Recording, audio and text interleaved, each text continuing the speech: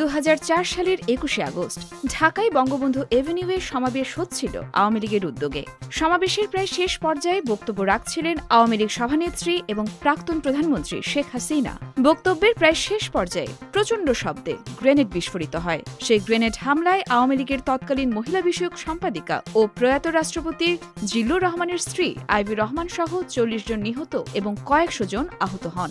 Grenade হামলার ঘটনার পরদিন মতিঝিল থানার উপপরিদর্শক ফারুক আহমেদ বাদী হয়ে মামলা করেন। এই মামলাটি প্রথমে তদন্ত শুরু করে থানা পুলিশ, পরে মামলা বিশেষ ট্রাইব্যুনালে স্থানান্তর করা হয়।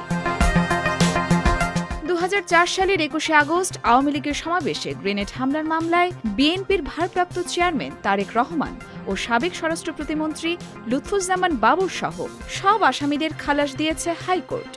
রোববার 1 নভেম্বর বিচারপতি একেএম আসাদুজ্জামান ও বিচারপতি সৈয়দ এনায়েত হোসেনের দ্বৈত হাইকোর্ট বেঞ্চ এই রায় ঘোষণা করেন। 2008 সালের 9 জুন প্রথম একটি তদন্ত রিপোর্ট সাবমিট করা হয়। সেখানে 28 জনকে আসামি করা হয়। 61 জন সাক্ষী হয়ে যাওয়ার পরে আরেকটি তদন্ত করা হয়। এই তদন্তে এসে আরও 30 জনকে নতুন আসামি করা হয়।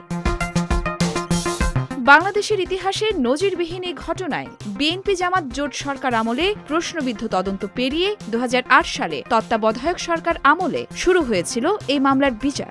রায়ে 49 জন আসামির সবাইকে সাজা দেওয়া হয়েছিল।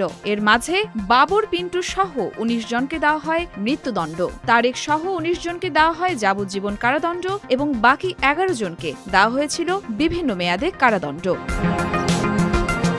হাইকোর্টের পর্যবেক্ষণ তুলে ধরে আইনজীবী শিশির মনির বলেছেন, কোর্ট পর্যবেক্ষণে বলেছে এই মামলায় সাক্ষীদের পরস্পর কেউ দেখেছে, কেউ স্বচক্ষে দেখেছে এই ধরনের কোনো এভিডেন্স নেই। যাদের স্বীকারোক্তিমূলক জবানবন্দি না হয়েছে তার টর্চার করে নেওয়া হয়েছে। এ মামলায় মুফতি হান্নান 2টি স্বীকারোক্তি জবানবন্দি দিয়েছেন।